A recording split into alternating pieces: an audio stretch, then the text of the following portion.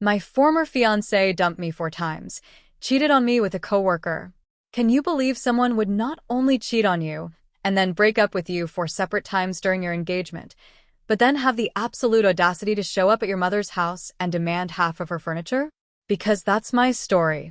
And trust me, you will not believe what else happened. This all happened about 12 years ago, when I was 22. Now, I'm 34, married, and my life looks nothing like it did back then. But what happened last month brought it all flooding back, and it's a story I finally need to tell. Back then, I was just a kid, living at my mom's place outside Minneapolis, working at an auto body shop. I was doing collision repair, dent pulling, fender work, paint matching. It wasn't glamorous, and it sure as hell didn't pay much, but I liked the work.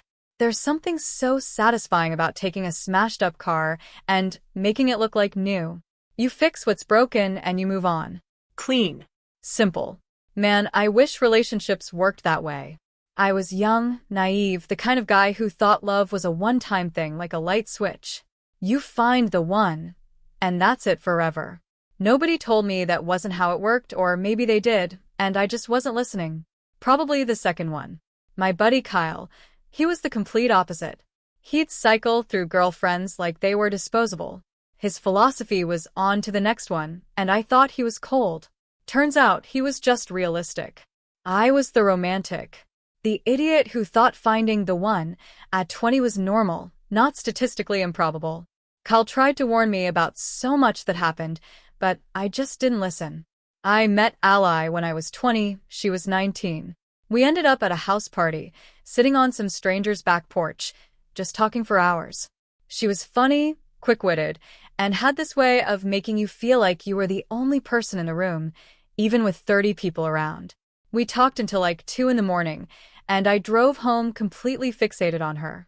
She was the first girl I ever said, "I love you" to. The first relationship that felt real, like it was actually going somewhere. I just knew it. Felt it in my chest. You know how it is when you're 20, you're so confident about things you have zero experience with. It's both our best and worst quality. We dated for about 2 years and things were good. Or at least I thought they were. She lived with her mom, Paula, and I lived with mine. We were both working, both saving. The plan was to eventually get our own place, combine our savings, split rent, build something together. Normal young couple stuff.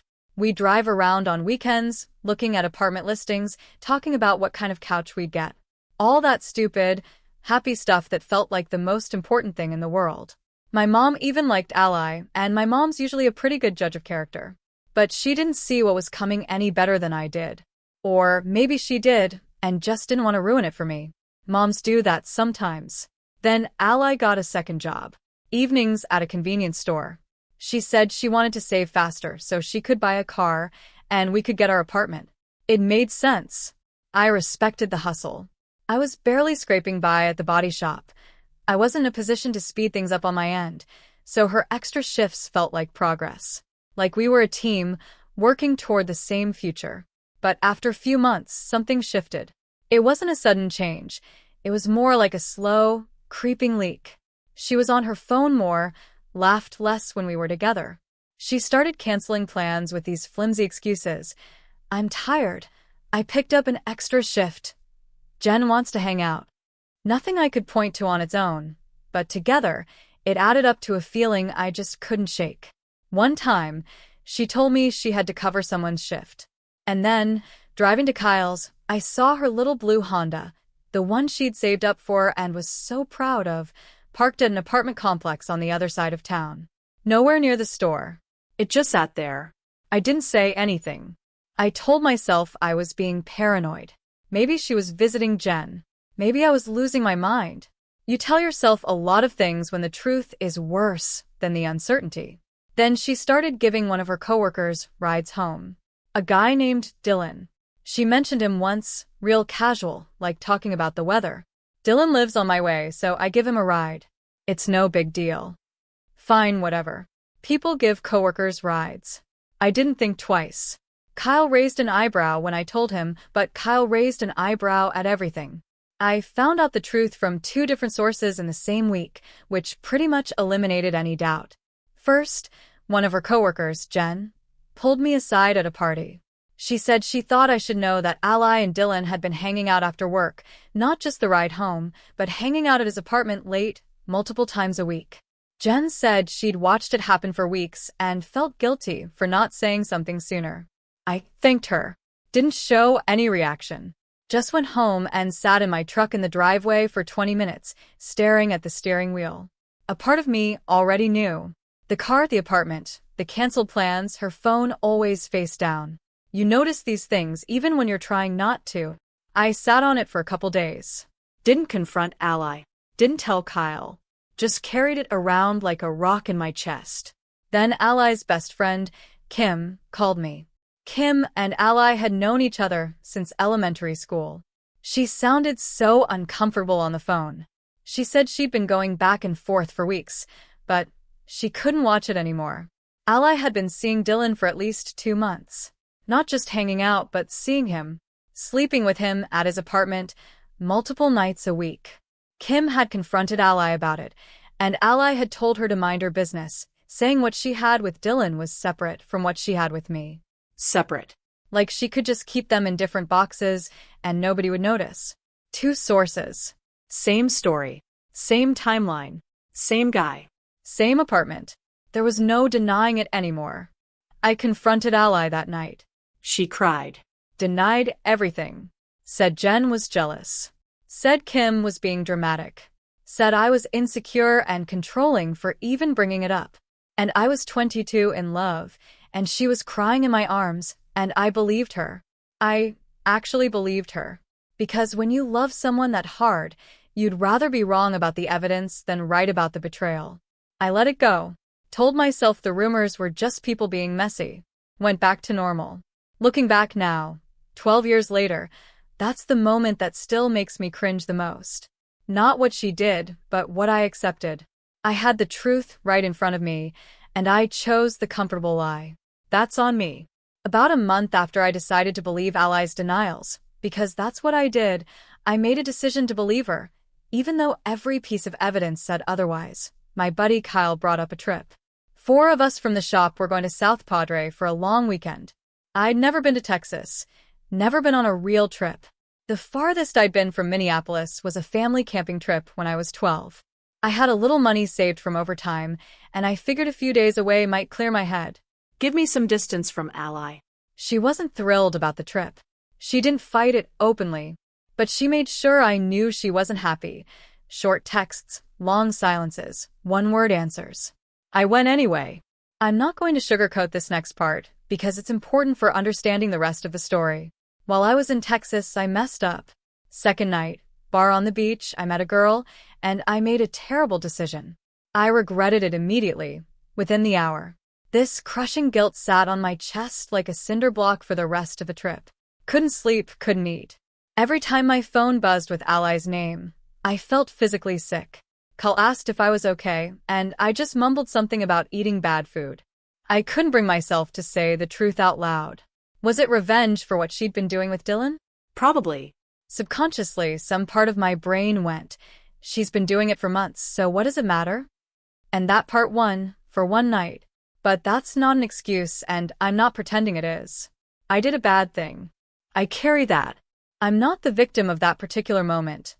I'm the cause. When I got back to Minneapolis, I was such a mess of guilt and confusion that I did the dumbest thing I've ever done in my life, and that includes the time I tried to fix a dent with a plunger at the shop.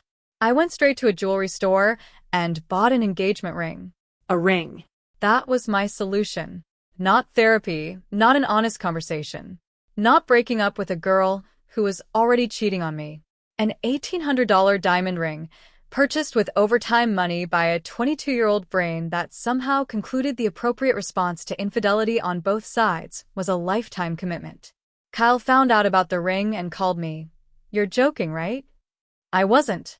Drew, bro, you're proposing to a girl you know is cheating on you because you also cheated on her and feel bad about it? Do you hear yourself? I heard myself. I just didn't listen. I proposed. She said yes. She cried. I cried. We held each other, and I convinced myself everything was going to be fine, that we'd start fresh. The past was the past. The delusion was Olympic level. I should have gotten a medal. We were engaged for about 18 months. During that time, she broke up with me 4 times. 4 separate times, over the dumbest things you could possibly imagine. Each one followed the exact same pattern. She'd get upset about something small, escalate it into a crisis, say, "We need to talk," dump me, and then come back a few days later acting like nothing happened. Breakup number 1. She came over to my mom's house with a bag of laundry because her mom's dryer was busted. I tossed it in with mine. Normal boyfriend stuff. When the cycle finished, she opened the dryer, pulled out her clothes, and they were slightly damp. Not soaking wet, not ruined. Just damp. Maybe needed another 10 minutes on low heat. She stuffed everything in her bag, grabbed her keys, walked out without a word, and dumped me by text when she got home. I don't think this is working. Over damp clothes. I sat on my bed staring at that text for an hour. I was crushed. First time anyone had broken my heart, and I didn't know what to do. Couldn't eat, couldn't sleep. I called Kyle, and he came over, sat with me. "Dude, she dumped you over laundry.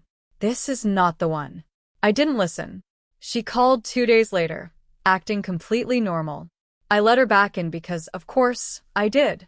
Because I was 22 and thought love meant never letting go, even when someone keeps throwing you on the ground. Breakup 2 was about 3 weeks later. Something about me not responding to a text fast enough while I was at work. She sent me something at 2 p.m. I was under a car doing frame straightening. My phone was in my locker.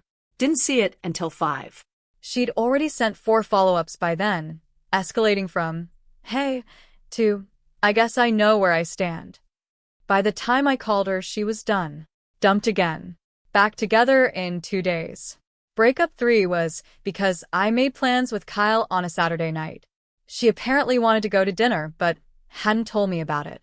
She had the dinner planned in her head. I had no idea it existed. And somehow I was the one who didn't prioritize her. Kyle just made fun of me for taking her back that time. "You know you're a clown, right?" "Yeah, Kyle, I know." But I stopped taking the breakups seriously. They became background noise. She'd dump me. I'd wait a couple days. She'd come back. It was exhausting, but I'd normalized it because that's what you do when you're in too deep. You adjust to dysfunction until it feels like routine.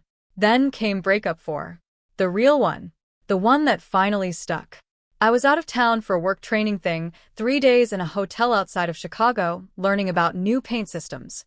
Valentine's Day fell right in the middle of it. I called her from the hotel that evening to ask how she wanted to celebrate when I got back. Maybe dinner, maybe a movie, something simple. "We need to talk." Those 4 words. Same flat tone. Same script. Every single breakup started with those 4 words. She said she wasn't sure this was what she wanted with her life. That she needed space. That she didn't know if she was ready to be engaged. The usual vague stuff people say when they want out but don't want to be the bad guy. Except this time I didn't fight it. Something in me just snapped off. Not anger, more like exhaustion. For breakups in 18 months. Cheating rumors I'd been too dumb to act on. A relationship that felt more like a hostage situation with a ring on it. "Okay," I said. "When I'm back, come get the ring and pick up your stuff. I'll have it ready." She went quiet long enough that I checked if the call had dropped. That's it. "Yeah, ally. That's it." I think she expected the usual routine. Me begging. Apologizing for whatever she decided I did wrong. Promising to be better. Instead, she got a guy who finally hit the bottom of his willingness to care. And she didn't know what to do with that. She showed up 3 days after I got back from my training trip. I had everything ready. The few things she'd left at my mom's house over the 2 years we were together. Some clothes, a pair of shoes, her shampoo and conditioner, a hairdryer, and a copy of some movie on DVD that I'd paid for, but didn't want. That was it. 2 years together. Never lived in the same house, and her entire footprint in my life fit in one grocery bag and a shoebox. She didn't come alone. Ally showed up with her mom, Paula. I'd met Paula plenty of times. She was one of those moms who treated her daughter like a best friend instead of a child. Whatever Ally wanted, Paula backed. Whatever Ally felt, Paula validated. They were a unit in the worst possible way. like a legal team where one person makes the argument and the other one nods aggressively. They walked in and I kept it simple. Handed Ally the grocery bag and the shoebox. She sat them down, pulled the ring off her finger, and gave it to me. Fine. Mature. I thought we were done. Then she looked around my mom's living room, slowly, like she was appraising the place, and she said something that I will remember until the day I die. Shouldn't I get more? I must have made a face, because she immediately doubled down. I mean, we were engaged. I should get more stuff. I'm entitled to half, right? I laughed. Not a polite laugh. A real one. The kind that comes out before your brain can stop it. I was standing in my mother's living room, holding a ring I'd bought out of guilt for a woman who'd broken up with me 4 times. And she was telling me she deserved half. Half of what? I asked, my voice laced with disbelief. We never lived together. Never shared a lease. Never split a bill. She'd never paid a single dollar toward anything in that house. It was my mother's house. My mother's furniture. My mother's TV. Half of what, Ally? We don't even live together. This isn't your stuff. It's not even my stuff. It's my mom's. That's when Paula stepped in.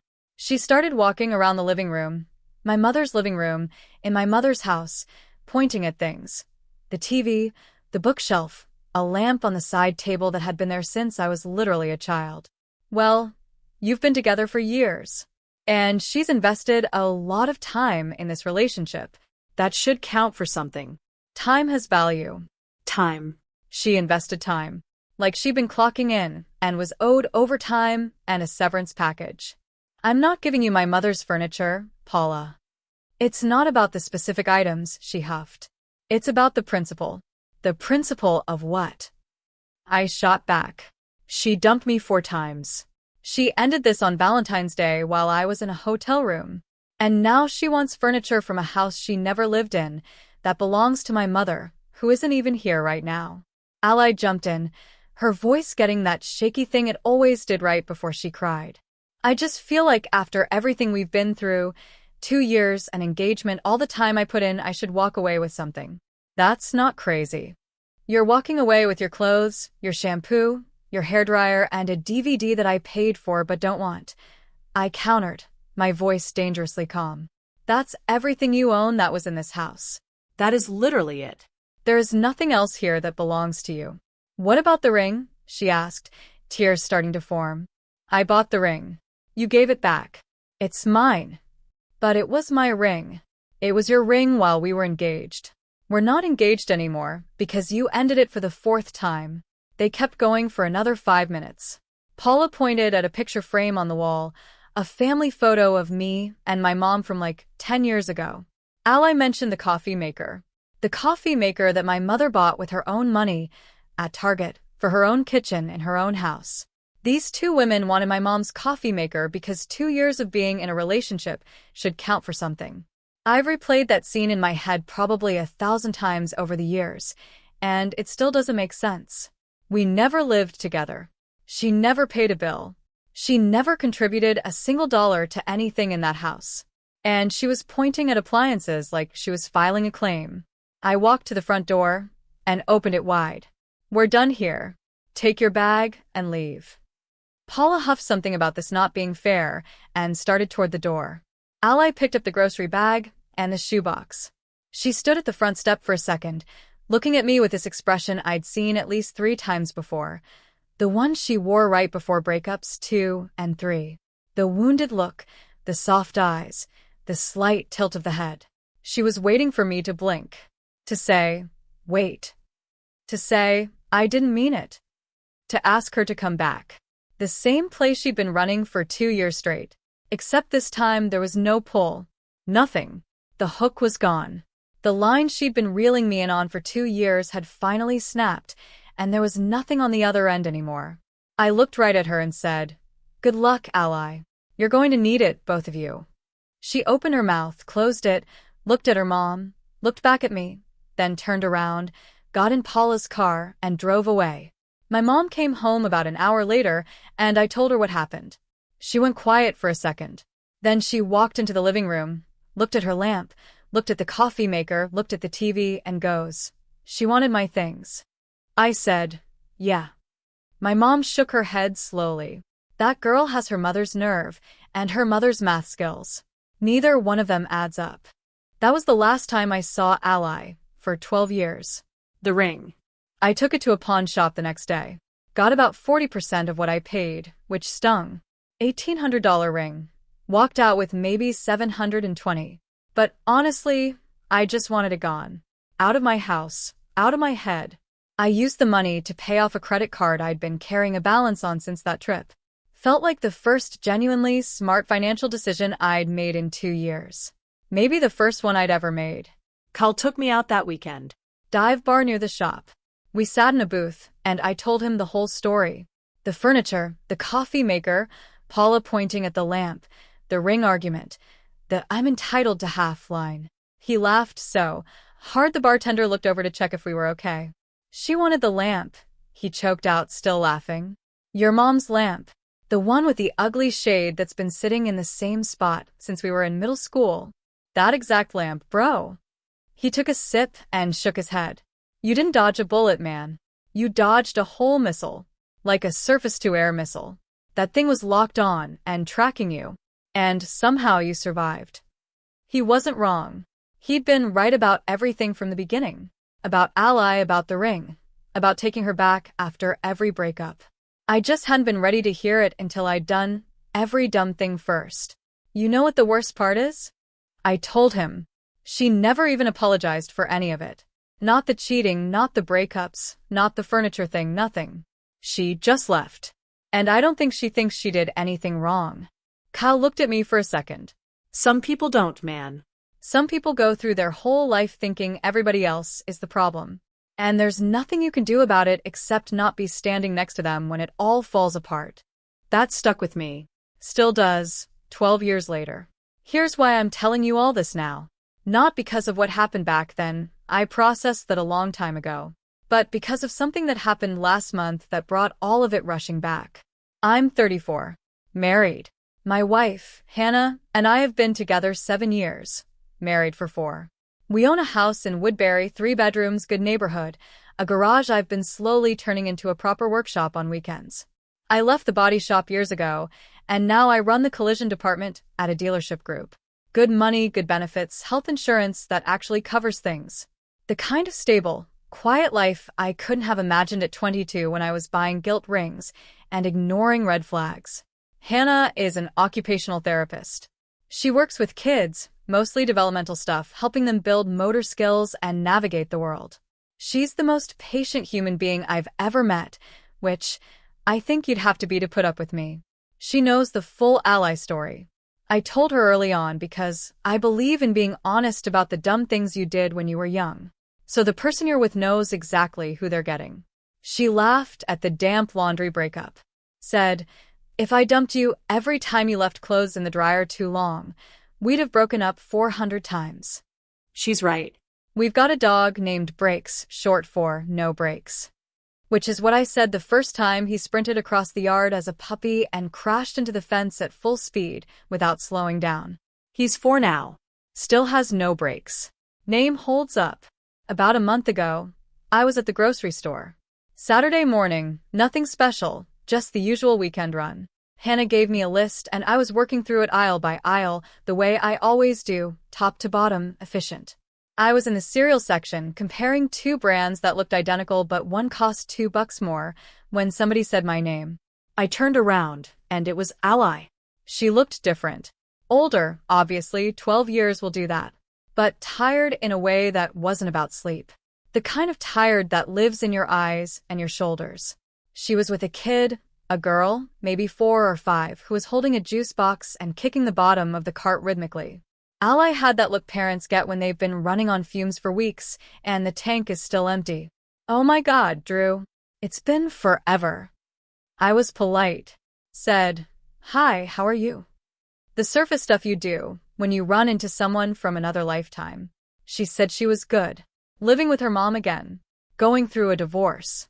She said it casually, like mentioning the weather, but the weight of it was right there in her voice. You could hear it. I didn't ask for details. Didn't need them. Didn't want them. Then she looked at my hand. My wedding band. Her eyes stayed on it for a second longer than normal. You got married? Yeah, 7 years. Wow, that's really great, Drew. She didn't sound like she thought it was great. She sounded like someone standing outside a restaurant they can't afford. Do you ever think about us? I'm going to be honest. In that moment, standing in a grocery store cereal aisle, holding a box of whatever, I felt something. Not for her. For the kid I used to be. The 22-year-old who bought a gilt ring and chased a girl who broke up with him 4 times. I felt sad for that version of me, and immensely grateful that he eventually grew up. No, I said. I don't. She nodded. Didn't push it. Said it was good to see me. I said the same thing back, because that's what you say. She walked away with her cart and her kid, and I stood there in the cereal aisle for maybe 30 seconds, just processing. 12 years collapsed into one aisle. Everything I'd felt back then, the love, the betrayal, the guilt, the furniture confrontation, all of it flashed through like a highlight reel, and then just sort of faded out like turning off a TV. Screen goes dark. Move on. I grabbed the cereal, went home, and told Hannah about it while we unloaded groceries. She listened the whole time without interrupting, then sat down a bag of apples, looked at me with that half smile she does when she's about to say something perfect, and said, "Did she try to take the cereal?" I love that woman. I love her so much. It's honestly ridiculous what all of this taught me. Ally wasn't evil. I need to be clear about that.